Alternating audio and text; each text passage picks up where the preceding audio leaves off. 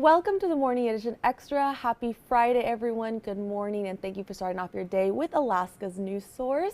It's Friday. Our weekend is getting started today, so let's head on over with meteorologist Aaron Morrison, who's going to give us a breakdown over what our weekend weather is going to look like. Aaron.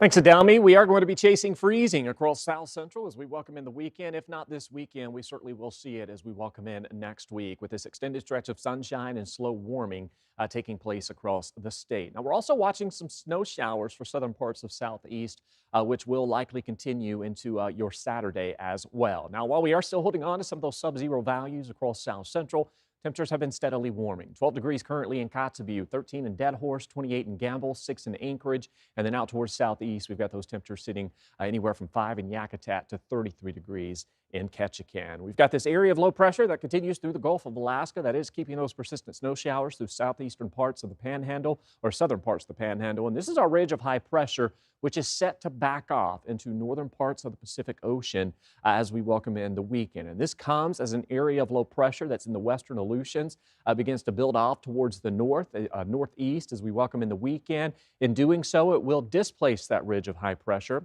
It's going to be very slow moving, but it is going to bring a push of warmer air, winds, as well as a rain and snow that's going to push through the Bering Sea. And you can see just how slow the movement of this low pressure system is, but it will bring some light snow accumulation up and down the west coast as we close out today and welcome in the weekend. Only about 1 to 3 inches of snow accumulation does look possible as we head through the close of this week, but that will lead to that increasing snow accumulation, warmer conditions, and cloud coverage for western and southwest Alaska. Now, for southwest Alaska, you'll see that better chance for snow arriving as we head from Sunday on into Monday. For today, we'll top out at 26 degrees with those sunny conditions, and we are seeing that chilly start to the day, but those afternoons are certainly a nice stretch and a nice way to get away from those cold conditions each morning. Those temperatures today, 20s and 30s to be expected.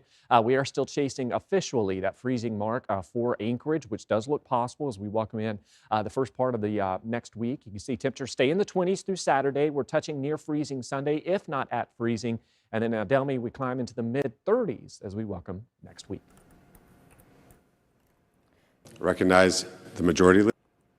And thank you, Aaron. Sorry about that little wipe there. So that story that we're about to see that came on for just a second, breaking overnight after a marathon day of negotiations. The Senate finally voted to fund the Department of Homeland Security except for ICE, immigration enforcement and deportations, and portions of Border Patrol. That after President Trump announced he would sign an order to get TSA workers paid to relieve the crisis at the nation's airports. Alice Barr has the latest from Washington. Recognize the majority leader. Thank you, Mr. President. In a dramatic middle-of-the-night move, the Senate voting to fund the Department of Homeland Security, except for immigration enforcement under ICE. It passed unanimously after weeks of haggling, despite containing none of the ICE reforms Democrats had been holding out for. The two parties still pointing fingers. The Democrats just kept moving the goalposts. And today, they just walked away. This could have been accomplished weeks ago if Republicans hadn't stood in the way. The vote follows an announcement from President Trump that he would sign an order to immediately pay TSA workers after weeks without a paycheck during the partial government shutdown led to serious staffing shortages and the longest airport wait times on record. We missed our flight. We had a 6-hour layover, and unfortunately we were unable to make our connection because of delays. Just feels like America, man. Like, you don't experience this in a lot of other countries, and I just feel like it's unacceptable. The House still has to act before TSA and other agencies like the Coast Guard and FEMA can get fully back up and running. And House Republican leadership has previously objected to breaking ICE out of DHS funding. Congress is under pressure to seal the deal before boarding planes for a 2-week recess today in airports battered by the back and forth. In Washington, Alice Barr, NBC News. And back here in Alaska, an Anchorage family business is bouncing back after a burglary in Midtown over the weekend. Joe Allgood spoke with one of the managers of the popular eatery and tells us how they're responding. If you like Hawaiian food and you live in Anchorage, you've probably had hula hands. which is why so many people reached out and sent their aloha after their Midtown location was broken into on Sunday morning. Around 2 a.m., a cinder block went through the back window of the Hula Hands location on Fireweed. 2 burglars came in, took the cash register drawer along with some iPads and cash from inside a locked office. Outside the getaway vehicle, a stolen van waited. And they were quick. Manager Roman Sapp arrived later that morning, at first not realizing the damage. Yeah, I walked in and that's when I found out. I was like, it's cold in here. Oh, there's a window broken. There's a window broken in the back. Was the cinder block still there? I still got the cinder block. After calling the police, Sapp said the restaurant was able to open later that day, even without the missing items. And once word got around, the impact on the business, we've actually had a great outpour. I'm not on Facebook, but I've heard, and I've had friends call me that they haven't talked to me in months or years, asking me about it. So it's actually, it's very overwhelming about the people that actually notice and care about a small business like us. An outpouring of support from a community that just lost its founding uncle 4 months ago. There's not many Polynesians you can go around here in Anchorage and ask if they know Uncle Bill or don't know Uncle Bill. And everybody does. Uncle Bill started Hula Hands. He always put everybody else first before him. No kids, never been married. Everybody, all his workers were his kids. Great man. And now his business is in good hands. We do a lot, but we're a small family business, and we're not gonna let this stop us. We're going on 30 years, and we're gonna continue to go on 30 more years. Hula Hands continues to be open during their regular hours, and they say mahalo to all the community that has supported them in this hard time. Joe Allgood, Alaska's news source. And Anchorage police say they're investigating a suspicious death in the East Anchorage area after discovering a woman's body Wednesday morning. According to APD, the woman was found inside of a home near Muldoon Road in the 8100 block of Northview Drive. Police have declined to provide more information, but do say 2 people have been taken in for questioning. The woman's age and identity have not been released. And a massive Air Force tanker blew a big hole in the tarmac at Fairbanks International Airport last summer, and now a new report details how it all happened. First, take a look at this photo.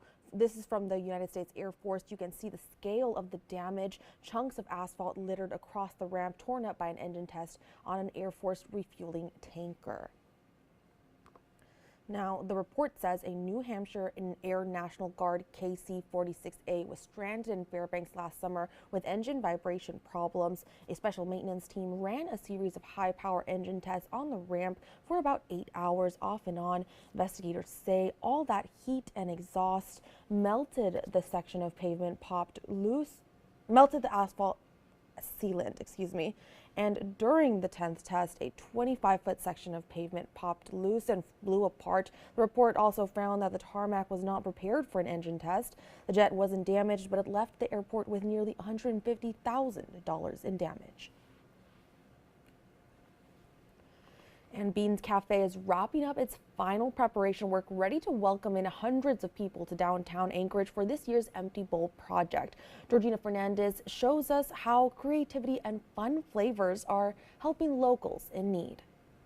Check out these bowls. Some are very exquisite, some are very simple. Handcrafted with hope. It's more symbolic. These here are just a preview of some of the roughly 1,000 bowls you can see this weekend during Beans Cafe's George Hieronymus Empty Bowl project. The Empty Bowl is a very simple symbol of people facing food insecurity each day. On Saturday, Beans Cafe is hosting its annual fundraiser event where guests have the opportunity to take home a bowl and also eat unlimited 6 different types of soup from 11:30 a.m. to 1:30 p.m. at the Denina Center. And this year we do have DJ Spencer Lee. We have lots of fun things for young kids. We have inflatables, bouncy houses. The annual event, stemming back to 1994, is Beans Cafe's only fundraiser of the year, where it focuses on raising funds and awareness about food insecurity in the state. I think the Empty Bowl project is just amazing, an amazing community gathering.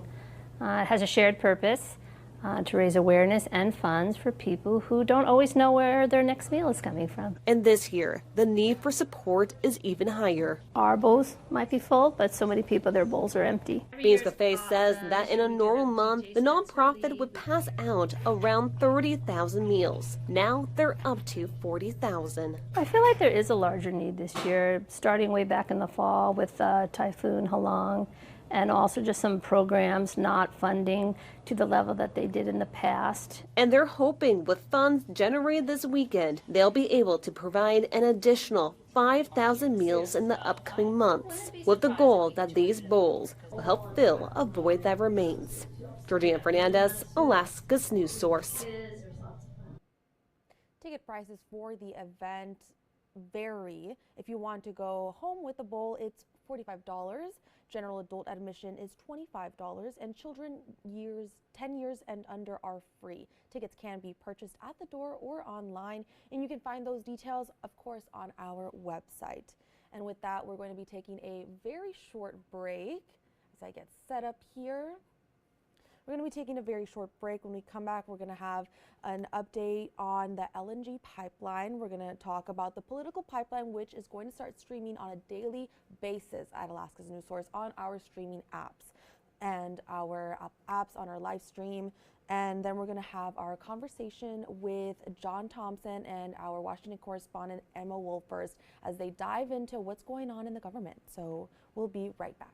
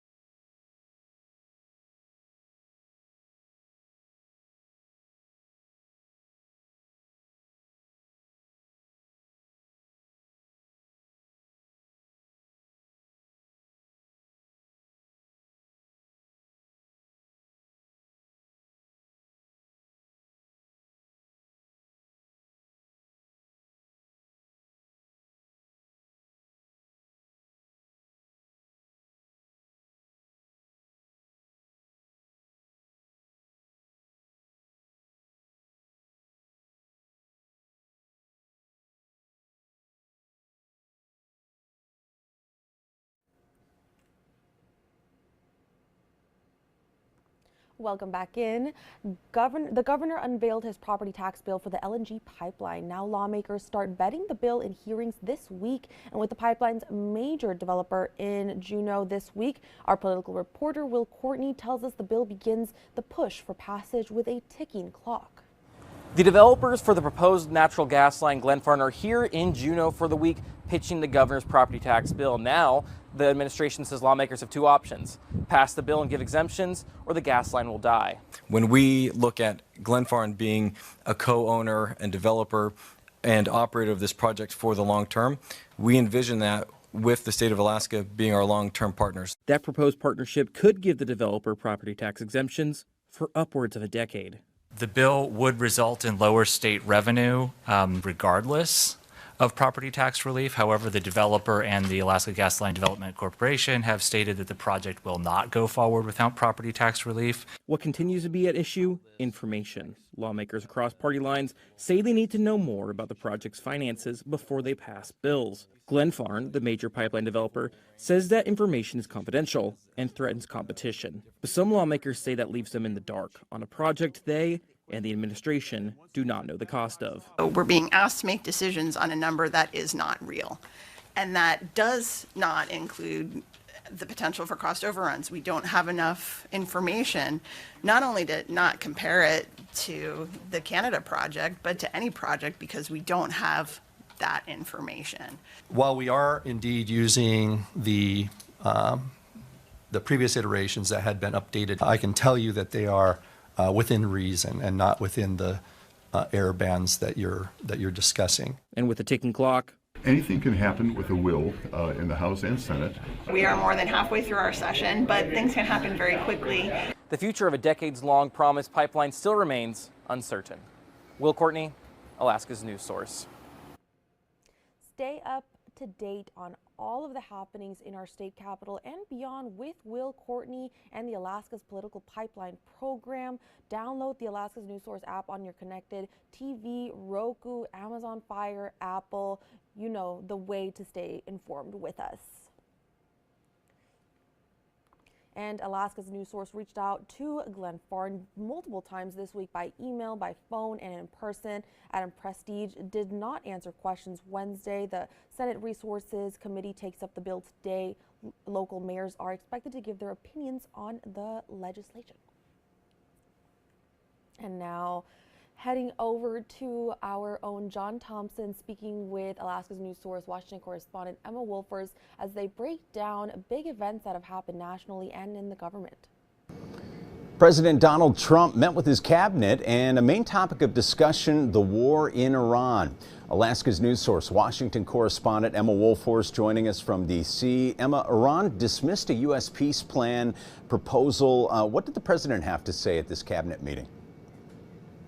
Well, President Trump Thursday evening said he's pausing his threat to destroy Iran's power plants for 10 days. The new deadline for Iran to open the Strait of Hormuz, per the president, is now Monday, April 6th. For now, though, the president still insists talks are ongoing and going well. He says he wants to pressure Iran into making a deal. But this was his first full cabinet meeting since the war against Iran began. And President Trump told reporters Thursday Iran wants to come to the negotiating table. The president also criticized NATO for choosing to remain on the sidelines and didn't take the threat of securing Iran's vast oil reserves for the U.S. off the table either. Oil prices increased again Thursday, and President Trump did say he expects prices to increase even further as this conflict wraps up. So still not a tone down in fighting, but once again this week, the president projecting a message that he thinks this is still on the way to ending sometime soon. All right, big impact as this partial government shutdown continues. Lawmakers, they continue to debate funding for the Department of Homeland Security. Are we any closer to a resolution, Emma? Not to a full funding bill, John. We were at an impasse Thursday. There was a DHS funding vote open on the Senate floor for 5 hours. Senators went behind closed doors for negotiations for hours Thursday. They were reviewing the latest Republican offer, which funds all departments under DHS except for ICE. And Senate Majority Leader John Thune told reporters Thursday that that was his final offer for Democrats. Now, Thursday evening, President Trump posted on his social media, quote, I am going to sign an order instructing the Secretary of Homeland Security, Mark Wayne Mullen, to immediately pay our TSA agents in order to address this emergency situation, end quote.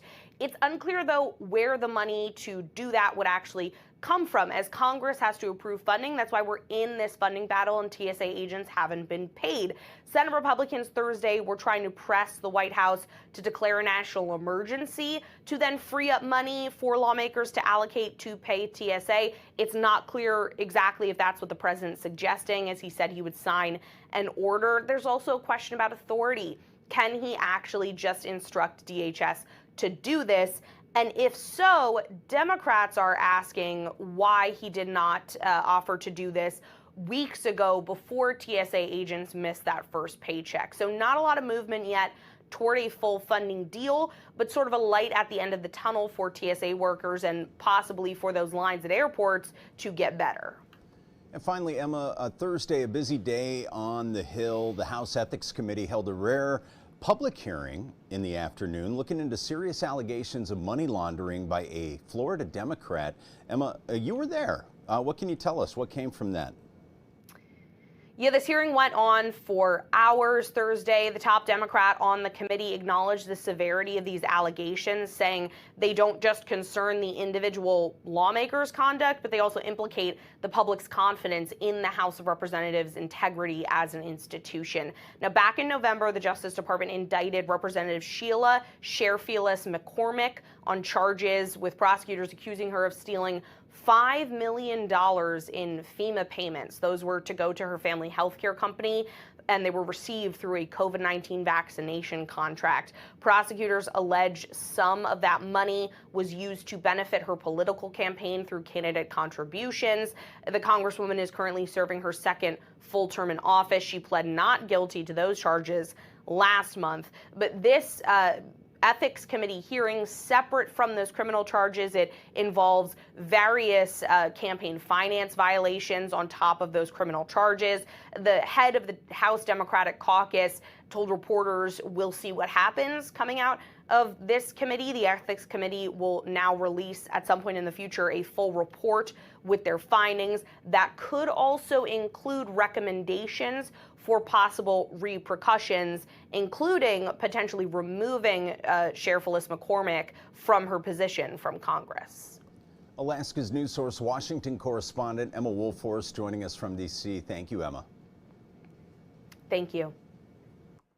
And with that, we're going to take a very short break.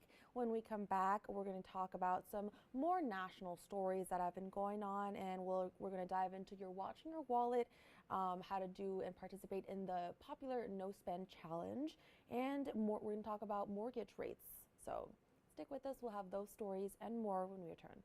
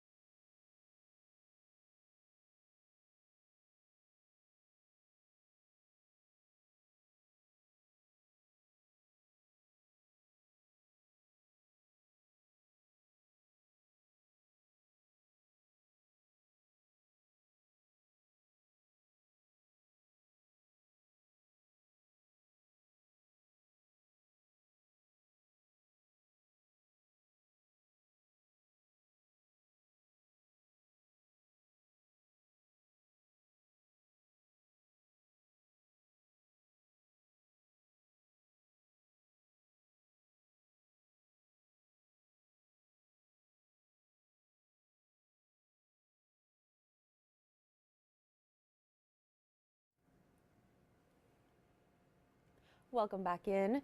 In the nation's capital, lawmakers are sounding the alarm about foreign spies that may be operating inside of American universities. And those threats were the focus of a congressional hearing where witnesses shared firsthand accounts of possible espionage. Alaska's news source, Washington correspondent Stephen Goyne has the details. Today, while some lawmakers focused on those foreign espionage threats, others pointed to what they see as bigger problems within the education department itself. We can and we must ensure that academic collaboration strengthens America, not our adversaries. That warning from Republicans in the House Committee on Education and Workforce. In an hours-long hearing on Capitol Hill, witnesses brought the issue to life, like Stanford student Elsa Johnson, who testified about her close encounter with an alleged Chinese operative. I began receiving intimidation calls where callers would switch to Mandarin. Something she says her university did little about. Nothing meaningful has changed. The university has not established a reporting mechanism for transnational repression. It has not provided resources for students targeted by foreign governments. Today's hearing follows several high-profile cases, including a 2025 incident at the University of Michigan, where 3 Chinese scholars were accused of smuggling biological materials. U of M interim president Dr. Domenico Grasso says the university has upped security since. We are setting university-wide standards for visiting researchers and expanding use of background checks. We are enhancing oversight of biological materials entering or leaving university labs and strengthening physical security.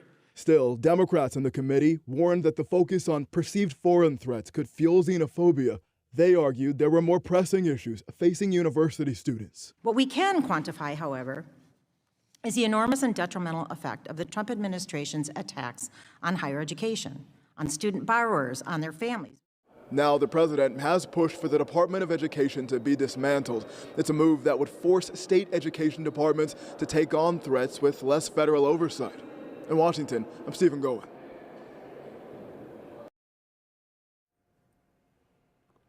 President Trump doubling down on what he says are efforts by the Iranian government to end the war, but they're saying otherwise. This is in the wake of the president saying he will delay a threatened strike on Iran's energy infrastructure. Jared Hill has the details from New York. All I can tell you is they're begging to make a deal. Nearly a month into the war with Iran, President Trump stressing that the regime is more than ready to bring the conflict to a close. That's despite the Iranians insisting they're not involved in any negotiations. I say they're lousy fighters, but they're great negotiators. Thursday, President Trump announced he's extending his self-imposed pause on striking Iran's energy plants to April 6th. The announcement shortly after Wall Street closed with U.S. stocks recording their biggest loss since the war began. Traffic has been down 90 to 95% in the Strait of Hormuz since the start of the conflict. Economists now expect the war to cause U.S. inflation to jump to more than 4% this year. Mortgage rates also moved higher for the 4th straight week. Thursday, the president revealed the gift from Iran he teased earlier in the week, allowing 10 oil tankers to flow through that critical waterway. I said, well, I guess we're dealing with the right people. Overnight, an Israeli strike hit a building in southern Lebanon. The U.S. still set to send up to 1,500 paratroopers to the region. As far as I'm concerned, it's time to come home. We are plunging our people, our troops, into another forever war. Lawmakers on both sides are asking for clarity about the president's strategy moving forward. Jared Hill, CBS News. Switching gears a little bit into some consumer stories. The no spend challenges are everywhere, but do they actually work? So these are the challenges that are on like TikTok, on social media that have been trending around. Some people buy like those binders where you're supposed to put in $50 today, $20 tomorrow, and then you're not supposed to touch the money until you've reached like a couple thousand or something like that. So those are like the no spend challenges. But do they actually work? So in this Watching Your Wallet, consumer investigator Rachel DePompa is finding ways to make a month of no extra spending successful for you. No spend challenges are really popular because it's a way to get your spending on track and kick off some savings. Kim Palmer from NerdWallet says they found 1 in 4 Americans have tried a no spend challenge, and 1 in 3 who tried it this past January failed. Palmer says that speaks to how popular it is, but also how hard it is to stay on track.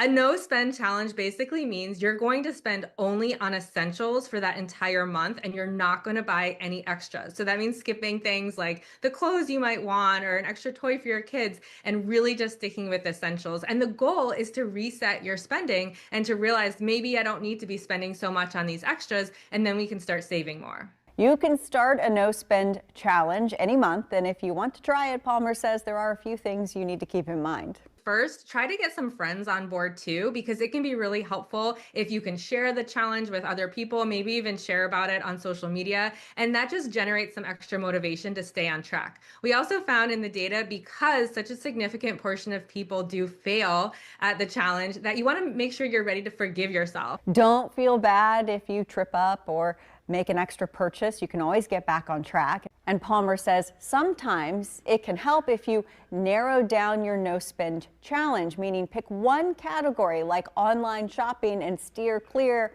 of that for just a month. The goal is to have some extra money at the end of the month that you can either save or use to help pay off debt. Put this watch in your wallet. I'm Rachel DePompa. There's bad news for the housing market. Uncertainty sparked by the war in Iran has caused mortgage rates to go up for the past 4 years. They now stand at an average of just shy of 6.4%. Realtors had hoped this year would turn around the stagnating market. That appeared to be happening last month when mortgage rates fell below 6% for the first time in more than 3 years. But now higher rates are likely to spook buyers and sellers alike as the market enters its busy spring season. The one bit of good news is that housing prices are rising slower than inflation.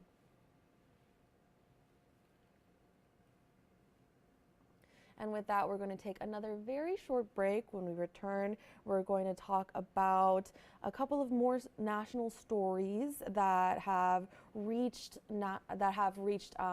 trending, that have been circling the social media rounds.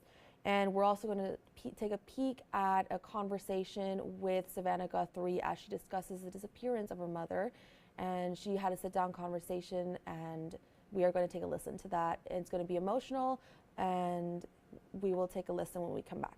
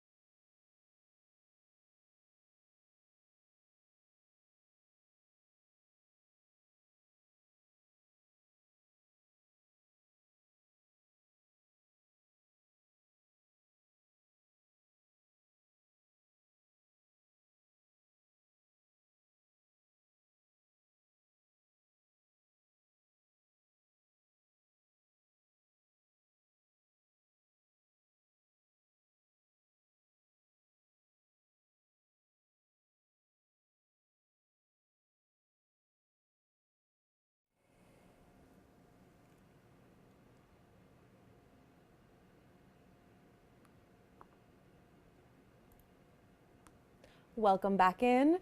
A unique team in Baltimore is bringing in new perspective to crime scene investigations. The all-female crew of drone pilots is using the devices to capture scenes from above and even inside dangerous spaces.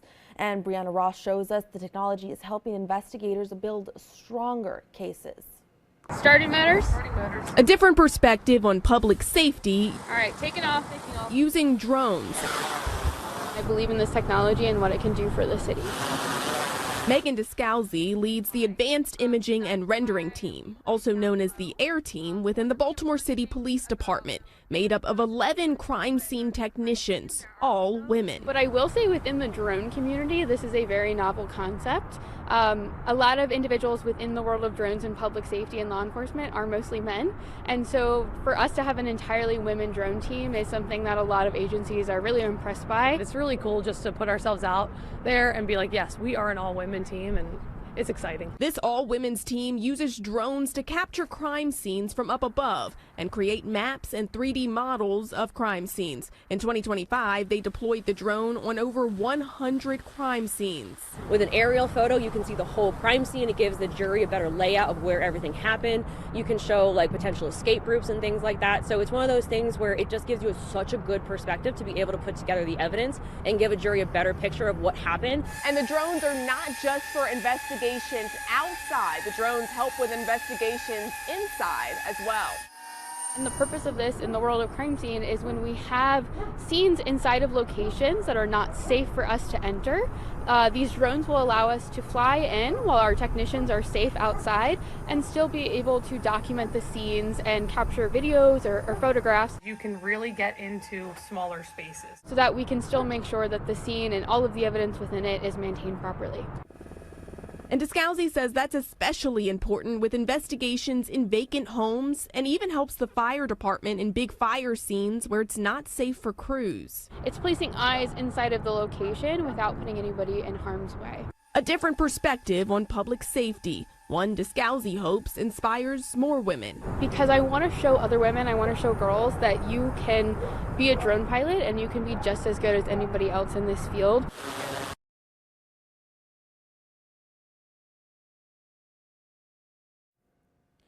Middle age will soon no longer be a barrier to enlisting in the Army. On April 20th, the maximum age for new recruits will go up from 35 to 42 years old.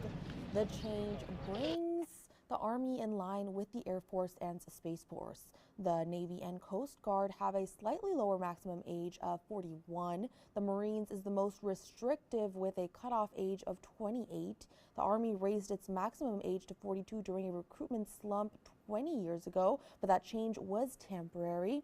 Recruits with one conviction for possessing marijuana or drug paraphernalia will also no longer require a waiver to join. And it has been 54 days since Savannah Guthrie's mother, Nancy, was taken from her home in Tucson, Arizona. Hoda sat down with Savannah Guthrie, and here is part of that emotional conversation. You speak about your mom always in the present tense. Yeah.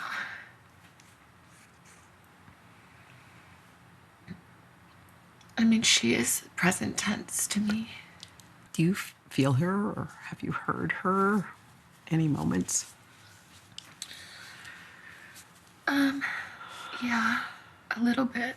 Tell me about your mommy. Just tell me about her. My mom she's incredible. She's resolute and strong. Quiet strength, quiet faith, but hard fought. She's funny and a little mischievous, I would say, in her humor. She's a noble creature. She does what's right.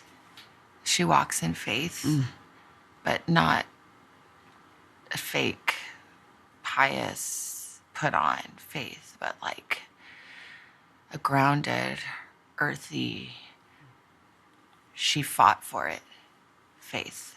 When you posted Please Pray in the beginning, the ocean of love and prayers. Did you feel that? Did you sense what was happening? I do feel prayers, you know, I do. I believe that. I think she would have been just amazed, just truly amazed. One of the images that stayed with me through all of this was you and Annie and Tommaso walking up and looking at the flowers and at the notes. As I saw that, I thought, I wonder if Savannah's going inside, and what that must have felt like for you to go inside of your mom's, your childhood home, your mom's house. Yeah, I mean, this is the house that we grew up in. It's really the only house I've ever known and remember. So we moved there when I was about 4, I think. Mm-hmm.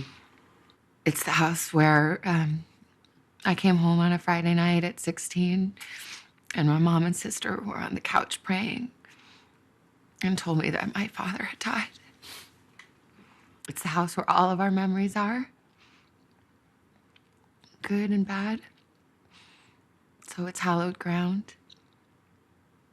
My mom loved and treasured that house. In good years and lean years, they were able to hold on to that house. That's my mom's safe haven. It's really hard to see that violated, and the terror that she must have felt is unbearable. It's unbearable. Tell me, while you were spending all this time in Tucson, your kids were home, what do they know? Well, it's so hard with kids because, you know, you want to protect them. Vale would write me all the time, Mama, any leads? Any leads? Do you hear anything? You know, any hope? And I think that, you know, we tried to talk to them and try to give them a little more certainty than we have. To let them grieve. And for my little nephew Olmo too, you know, there's just a way in which this is even so much harder. And Annie and Tommy and Olmo, because they're there. They're there, yeah. And they were there every day for my mom. They made it possible for her to stay in the house we grew up in that she loved so much. I think she always stayed in that house because I think she still felt my father there. All our memories. You know, let her have her space. And it's just a way in which this is just even more excruciating for them and all that they've been through. As the search for Nancy continues, if you have any information related to the disappearance, please call the FBI tip line at 1-800-CALL-FBI. That is 1-800-CALL-FBI. And we'll be right back after this very short break. When we come back, we're going to talk about a lot of stories, including the UAA Giving Day. So stick with us. We'll have those stories and more when we return.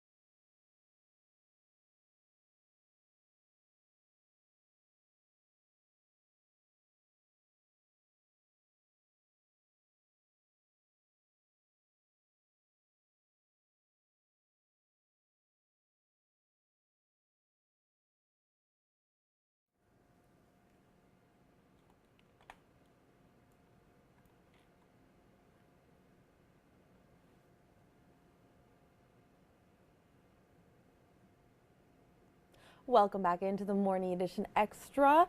Paul McCartney has a new single that came out Thursday called Days We Left Behind.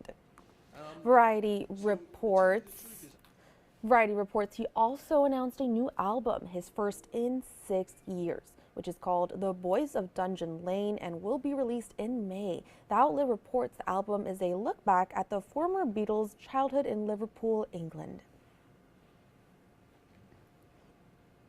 And at age 73, an Anchorage doctor is just getting started again. Danny Tompkins introduces us to the Alaskan who's lacing up for one of America's oldest races.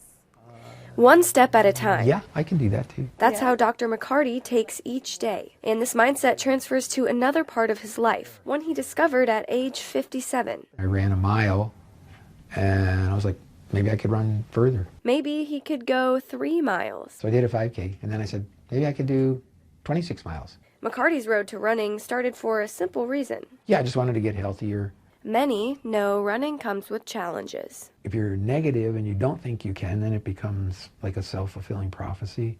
McCarty experienced a different challenge early on. In his second year running the Boston Marathon, he was 5 miles from the finish line. And then they're like, no, there's trouble at the finish line. People are dead. We don't know what happened. It's not good. The unthinkable happened. Everybody was just in shock because the only thing you're thinking about is finishing. That's the only thing you have on your mind. And now there's no focus. There's no race. And it's just weird. It was a weird sensation. The Boston bombing that left everyone who was impacted wondering about the future. Another runner said, are you going to be coming back next year? To McCarty, there was only one right answer. Absolutely. I'm not going to let a couple of terrorists stop me. And yeah, that's a given. I'll be back. And he has. 2021. Every year since. Now lacing up for a cause that hits close to home. So my brother-in-law, he died from colon cancer, and my dad has prostate cancer. So it's just a small way I can do something. Maybe they'll come up with a cure. For McCarty, Boston isn't just a race. It's a roadmap for getting through life. So much positivity, and I had never experienced that kind of positivity except at the Boston Marathon. From his first mile at 57 to the starting line in Boston again at 73. He'll be back this April, living his life one step at a time. How many medals do you have hanging in your office? I don't think there's about 15, 14. Danny Tompkins, Alaska's news source. The Boston Marathon is April 20th. And in Anchorage, the sun is out, the weather is warming, it's getting to the point where shorts and t-shirts don't sound like such a faraway dream, and that means people are starting to get out and about again. One top destination is Cheney Lake, which has been named the 2026 Anchorage Park of the Year. Residents voted saying Cheney Lake is a vibrant spot for birders, anglers, dog walkers, and families. Parks and Rec say that a shoreline stabilization project is planned for the summer in an effort to improve the habitat for migratory birds and encourage youth participation. The University of Alaska system reached a big goal on Thursday, raising more than $1 million in just 49 hours during its annual Giving Day. Now, Lauren Maxwell took a trip to the UAA campus to learn how that money is going to benefit the students. The 49 hours of online fundraising that is Giving Day came to an end Thursday afternoon. But at UAA, officials say the more than $450,000 raised at this campus will definitely keep on giving.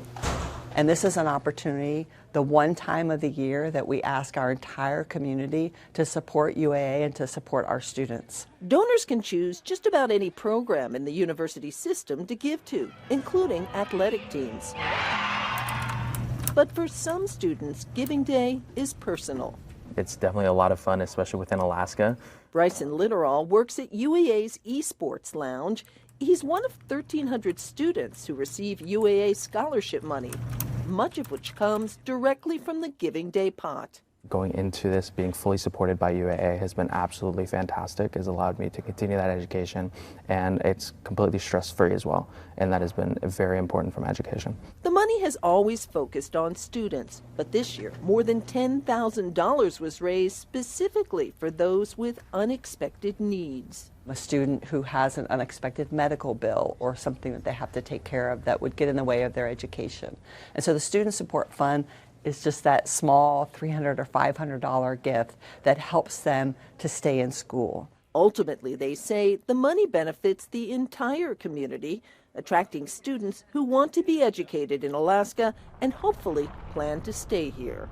Lauren Maxwell, Alaska's news source. The University of Fairbanks raised the most money of the statewide campuses, collecting more than $545,000 from 1,300 donors. An elementary principal in Columbia, Missouri is leading his school while fighting for his life. The 47-year-old man is battling stage 4 brain cancer, but that's not stopping him from his passion. Hudson Summerall shows us how he was able to return to work and the support he's received from the community. Good work, Brady.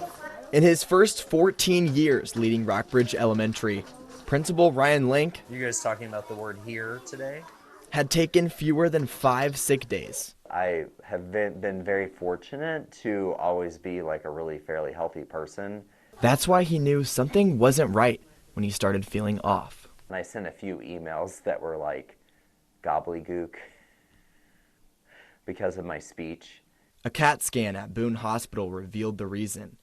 A tumor on his brain. Stage 4 glioblastoma. Brain cancer.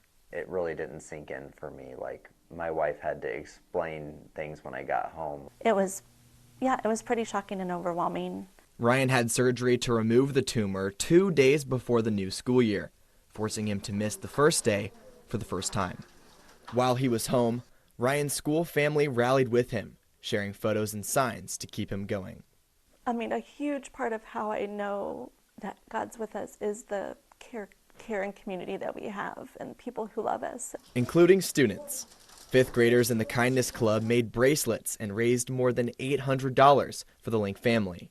He knows that we kind of like have his back and that he can do it. And in October, Ryan did it, returning to Rockbridge.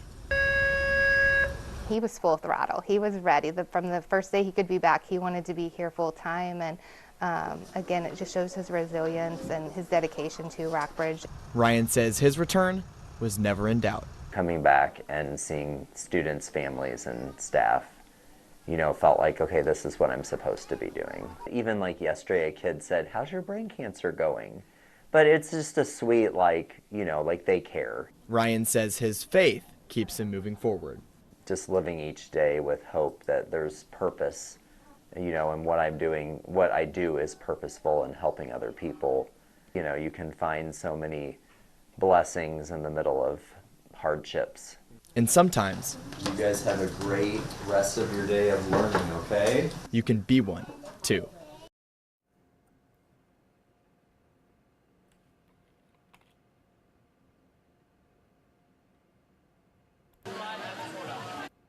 Well, if you're a fan of Five Guys burgers, this is for you. The Five Guys CEO is giving workers $1.5 million in bonuses. Fortune reports that's after they bore the weight of an overwhelmingly popular 40th anniversary deal. Jerry Morrell says he had no idea the buy one get one offer would cause some locations to run out of food. The chain says it tried to make it up to customers with so-called 40th after-party deals earlier this month. Well, that is crazy. I did not know that they ran out of food. That was definitely new information when I read this story the first time. I didn't know that they had run out of food in some locations. I think that just shows a lot of people were interested. A lot of people were interested in the buy one, get one deal for the 40th. So now a lot of bonuses for the workers, which, you know, is really great.